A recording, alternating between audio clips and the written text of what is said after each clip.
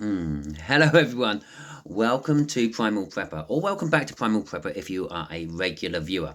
Now if you are a regular viewer, you might be thinking, where's the garden, where are the seeds? Because I have done a lot of gardening videos for Primal Prepper, mainly because, well, it's easy, my garden's out there, there's stuff going on all year in that garden, which means it's good for doing videos.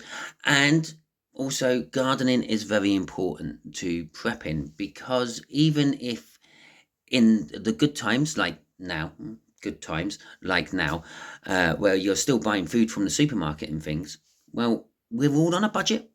Okay, if you can grow yourself enough carrots to feed yourself for a month, okay, that's probably about a £2 saving, a couple of dollars saving of carrots you don't have to buy at the supermarket. In turn, that's a couple of dollars or a couple of pounds or a couple of whatever currency you use.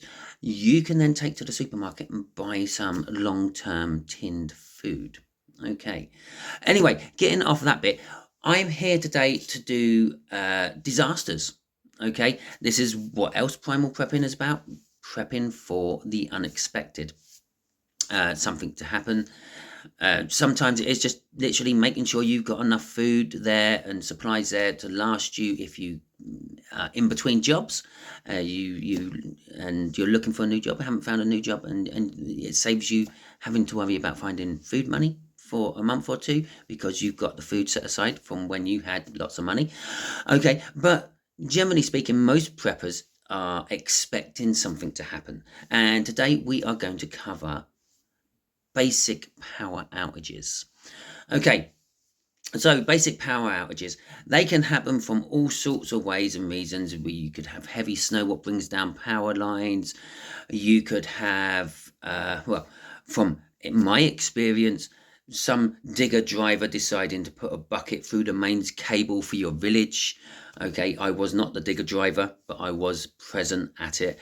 And so there are plenty of different ways that the power can suddenly go out, and sometimes you have no warning of this.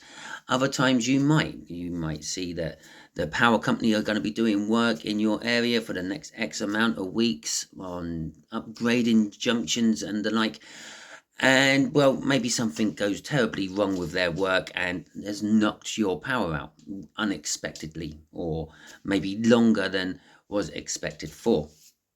And so we're doing a minor power outage. So we're talking maybe up to a week without power for some reason. Now, if you have children, you're going to have to think about entertainment for your children. Yes, they might still have their mobile phones, but no, they won't have their TVs unless you've got ample backup power for this. And even if you have, they might not be able to get the internet because the internet towers may be down. I've already talked about that. So they might not be able to have their normal sources of entertainment.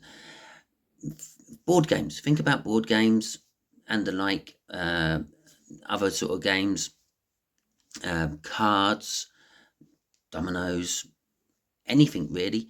And it could be a good opportunity to start reading. If you have a wood burner or something like that, in the evening you can get the wood burner going, all sit around it, all keeping warm, and you can read stories.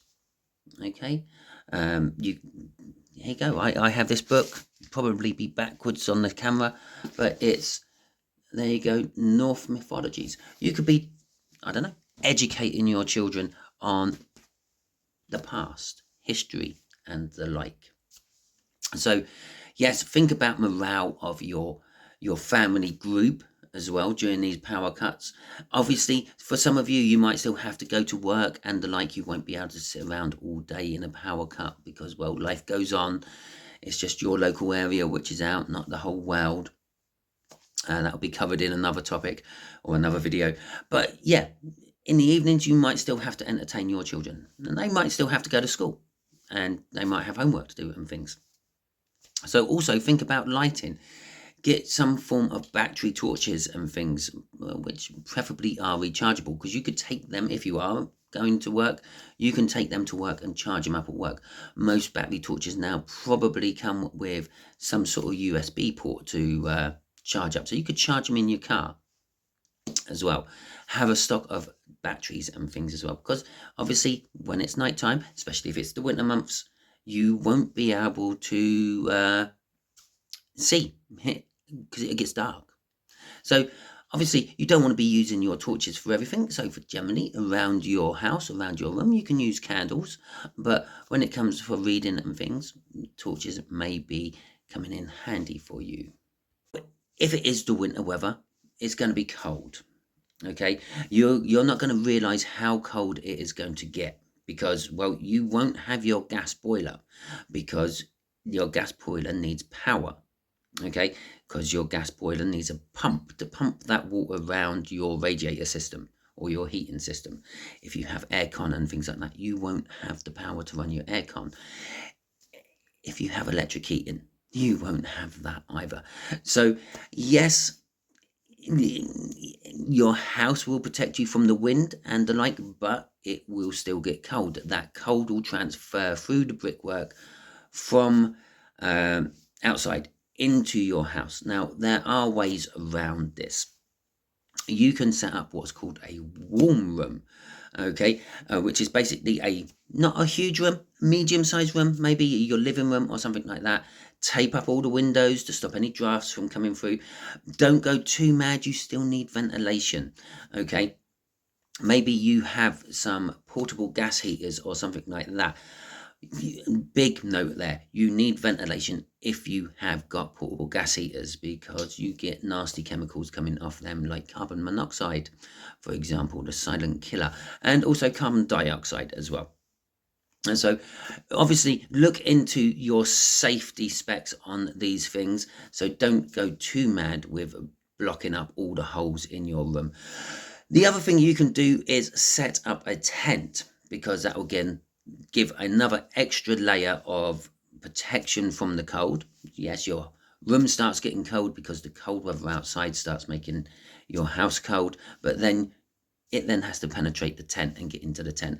And if you are sleeping in your tent, obviously your body heat then warms up that tiny little area within your slightly warmer room, which is then in your colder house. Okay, so I don't really do research for my primal prepping videos or anything like that. I do it all from, well, common sense. Okay, if you're losing your power unexpectedly or expectedly, you've got fridges, you've got freezers. Well, that is the first lot of food you have to get rid of, because that is what's going to spoil first, because it's fresh food. Even if it's frozen, it was probably frozen when it was fresh.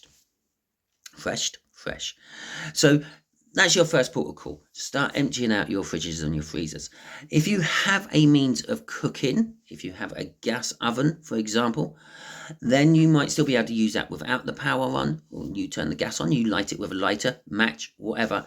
You might be able to still cook, which is a good bonus. So you might be able to have your hot water. You might still be able to have a warm bath. You won't be able to have a shower, because, again, showers require pumps to pump that hot water around, be it from your boiler system or an electric power shower. Okay, I'm just going to clear my throat for a minute. There will be a little break. Okay, so I'm back. Okay, so let's think about this. The power goes out. If you have an unexpected power cut, okay, first thing to do, check your phone. See if your phone is still working, because that's going to gauge you on some idea of how big or small the power cut actually is. The other gauge to see how big or small the power cut actually is go and check to see if your car's still working. There's two reasons for this. One, if your car is working, you probably have a mobile phone charger in your car, and you could possibly adapt that to do other things. I have, hang on, I'm going to put you on pause again for a second. There I go, I'm back again. I have a kettle. This kettle plugs into a car or a battery of some description. Okay, so yeah, there you go.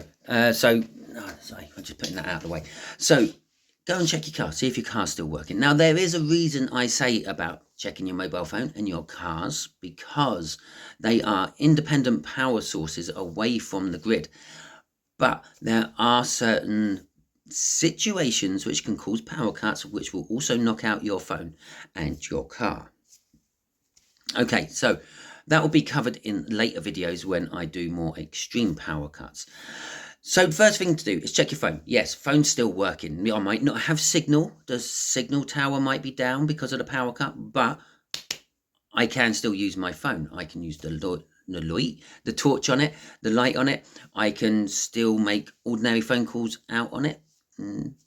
Probably not though, because even your landline in your house now just goes out and connects to a internet system of some description, and if the towers are down, then it's not working. Okay, so next thing to do, you found out that it's just a local power cut and you don't know how long it's going to last for. Now, if you still have internet, you can phone up or you can check your power supply company to see how long they expect it to last for.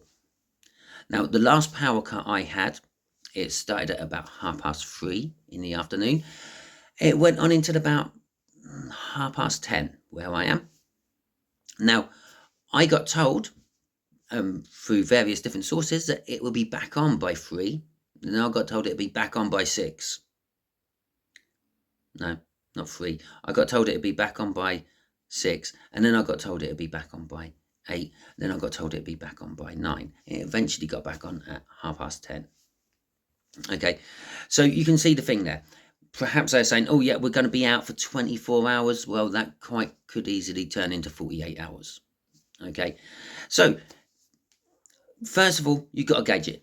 Your fridge probably will last you about a day, okay, before you really have to think about emptying out your fridge. Now, your freezer, if you do not open it, will probably last you a couple of days, because obviously everything in there is frozen. It will keep its temperature as long, because it's an insulated box basically, so it will keep its temperature at freezing for a while before things start to thaw out, because everything in it is frozen. It's literally, you've made a huge box of ice.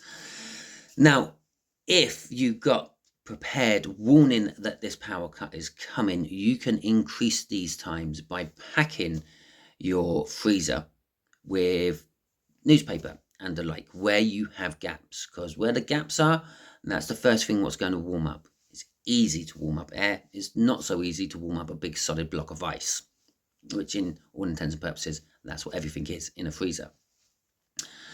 So, first 24 hours, you've got to think about emptying your fridge out. Now, some people have a lot in their fridge. Some people don't have so much in the fridge. There are some things you keep in your fridge what don't have to stay in your fridge. Eggs can quite happily live on the worktop at room temperature for weeks. I never put my eggs in a fridge. Okay, not unless they're cooked. But then I would eat them. Who puts cooked eggs in a fridge? Anyway, so your eggs don't have to be in the fridge. Okay, that's one thing. So you can take them out, leave them on the side. You don't have to worry about eating your eggs up quick. Things like bread. Some people put bread in their fridge. Don't put bread in your fridge. That can stay out on the side as well. That will last just as well. If you have a cold, dark storage area, after all, you are watching Primal Preppers. You might be a prepper. You probably do have a pantry somewhere. Put your stuff in a pantry. Okay, put your bread in the pantry. The things what kind of ruin foods is light and oxygen. Okay, it's what allows bacteria to grow. So if you put it in the dark, it's not going to grow as quick. Okay, if you put it in a dark pantry, what possibly has a bag of potatoes in there, it's also going to cut down on the oxygen in that pantry as well. There's another little tip for you. Don't have a massive potato root cellar, because they release a hell of a lot of carbon dioxide. I'm in the potato industry. I know this. Getting back to the power cut. First 24 hours, you're emptying your fridge out. Now, some things in your fridge can last outside, as I said, like your eggs and your bread and possibly your sauces, your preserves. These things were actually designed not to live in a fridge when they first got made. Obviously, once they're opened, yeah, you probably keep them in the fridge. It will make them last a bit longer. But I have jams which I have opened and left on the side for absolute months before they started to go bad. Okay? Because being a prepper, I do that. I like to see how long these things last. And with modern things, modern jams and shop bought jams and things like that, there's a hell of a lot of added preservatives in them to keep them longer. Okay? Next thing, well, if depending on the time of year, obviously if you're having a summer power cut, not so big a problem, unless of course you live in an extremely hot or warm area. But you can always open your windows. Okay, you can get battery fans. Here's a good thing to do: go and check out power tools. Okay, yes, people like Bosch, Makita, DeWalt, yeah, they do their drills, they do their saws, yeah, but they listen to their customers, and their customers say, well, that'd be good if you could do a portable fan, a portable light, which just has a battery what plugs in. So they do these things as well. So you can go and get a battery powered, for example, DeWalt fan, okay, and you can open your window and put your fan on to start to allow the cold air, or at least a breeze, to come through for your hot temperatures. Now, if it's really, really hot and you want a bit of a cooler air, basically an air conditioning unit, it just puts cold air in there. It has a fridge system in there. The warm air passes over the cold fins in the fridge system and turns the air cold. Now, you can basically do that. I think it's called a swamp fan or something like that. I have heard about it. Get a tea towel, yeah, in cold water, not hot water, cold water. Put it in front or behind your fan, and it will suck that cold moisture out of that tea towel into the air and then into your building to help cool your building down.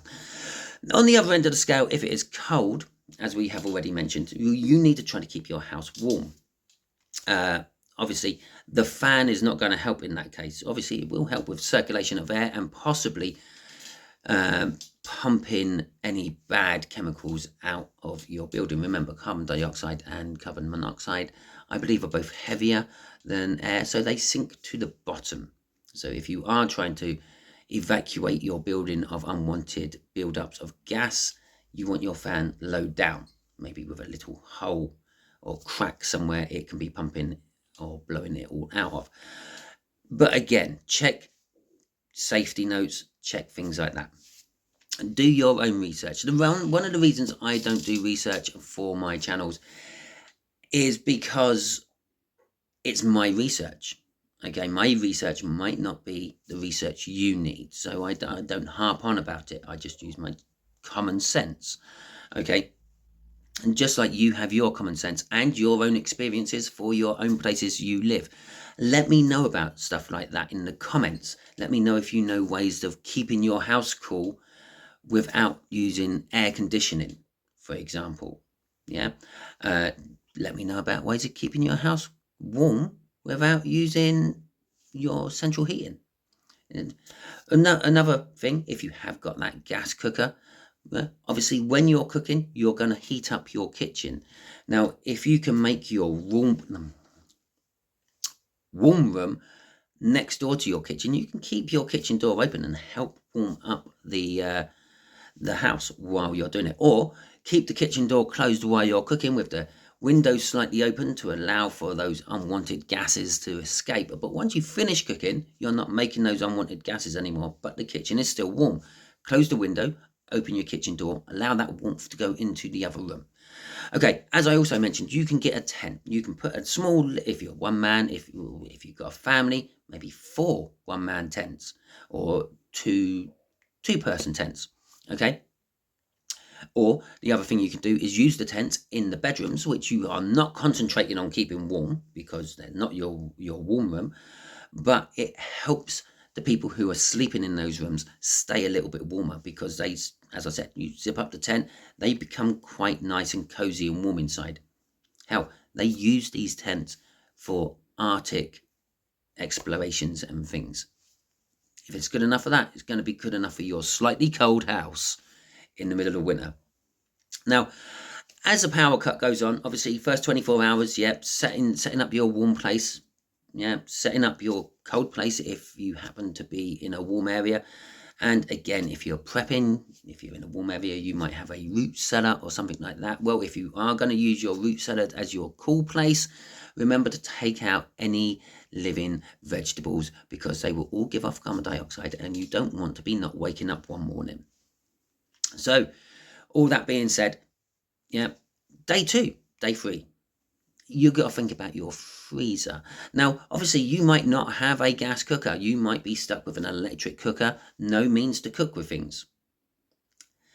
Well, that's another reason you should be prepping. Now, I have a little camping stove, just in case. If I never cracked it out in the last power cut because, well, I didn't need to.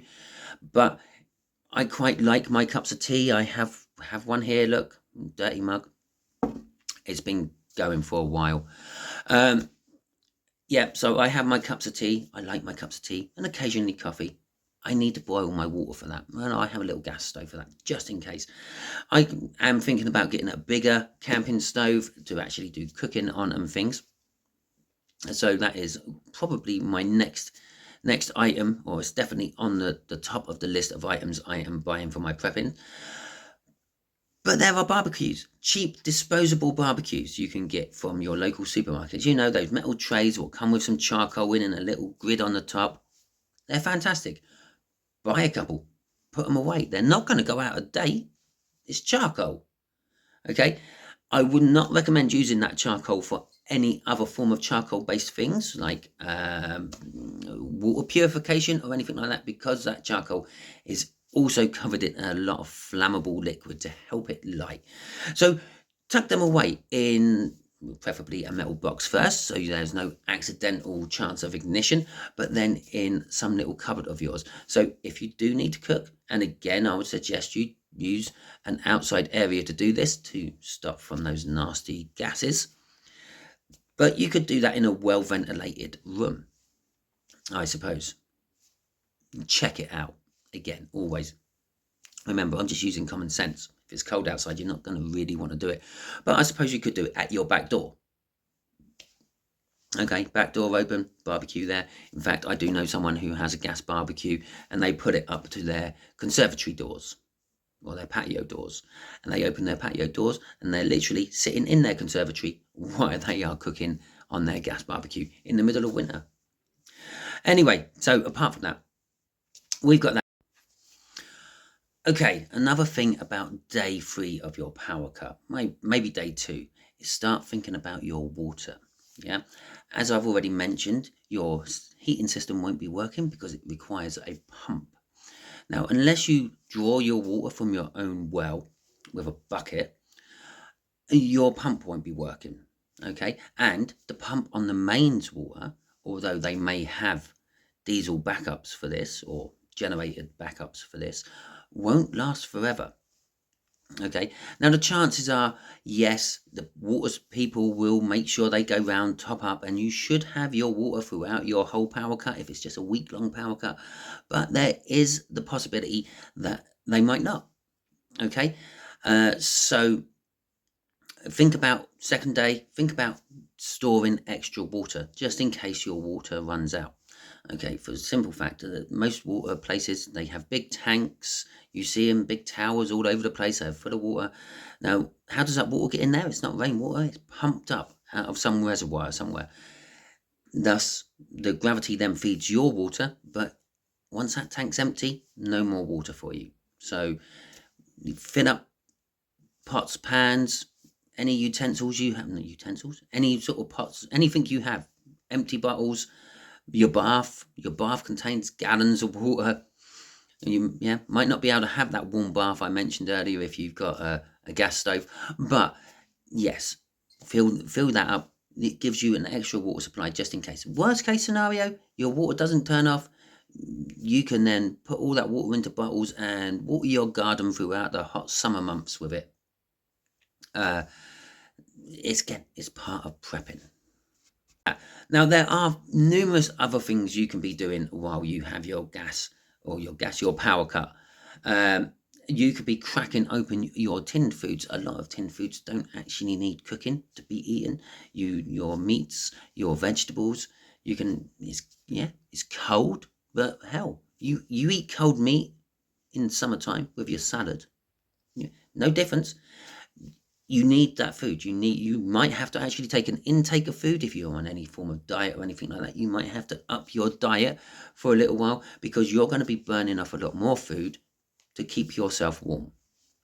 Now, I'm sure there is plenty of other things, and I may add to this video before I finish. I will give it some thought. But yeah, that is your basics for a basic power cut. Okay, now there are other things you can be doing. Maybe you have solar generators. You're not really going to notice the power cut then. Obviously, during the winter months, your solar generator will not be generating as much electricity as it does during the summer, but you might have battery banks or battery banks for that as well. So you can build up that and you can start using that. And obviously, if you're using your battery banks and things, you would probably have appliances that work with that form of power source. Now, the other one is obviously you might have a generator. Now, don't bring your generator indoors. Keep your generator outside. Yeah, run the cables in. Okay, makes much more sense because again, generators produce a lot of that nasty gases we don't want to be breathing in. So you might have generators. Now, there is a downside to generators, which we will cover more in the major power cuts and things, but they are noisy. Okay, so you probably wouldn't want your generators on overnight. Think about the other people who live in the area. Okay, they might not want to hear your generator running all night either. And not saying that they're going to do anything, but they might come and, I don't know, sabotage your generator. You might wake up one morning with a load of sugar in your petrol tank. It's a bit of a waste of sugar, but it might happen. So, yeah, so you got alternative forms of power. You don't have to be relying on the power company. And that probably brings us down to the last thing about big power cuts, small power cuts, any disaster. Do not be relying upon establishments. Okay, the government, the power company, whatever it may be. Don't rely on them to come and help you. You're on the bottom of their list. Okay, the government, well, let's just say we've had a major power cuts. Let's say we've been EMP'd and all of your country, your big state, wherever you may be, has been taken out. I know I'm going to be covering this in future videos, but let's just say for another example, yeah, your government is going to concentrate on getting their little bit done first, yeah, getting power back to their government so they can then start to push the power out from that point. Now, unless you happen to live right next door to the government headquarters of wherever you live, you're probably not going to get power for a little while. Same with the power companies. The power companies are not going to be interested in getting the power back to you and the hundreds and thousands and millions of other people who may be affected by this. They're going to be concentrating on getting the power back to their own generation plants. Okay, and then they can start pushing that power out. And if it is a small minor one, they're not concentrating. They're not worried about getting your house on. They're just worried about getting the power working again. Okay. Once they've got the first bit done, they move on to the next bit and the next bit and so on until everything is fixed, if they can fix it. Right, for now, maybe goodbye, maybe not. I don't know yet. Oh yeah, let's call that a wrap. I can always add to this video later, I suppose, and put out an updated version if I think of other stuff. So, happy prepping.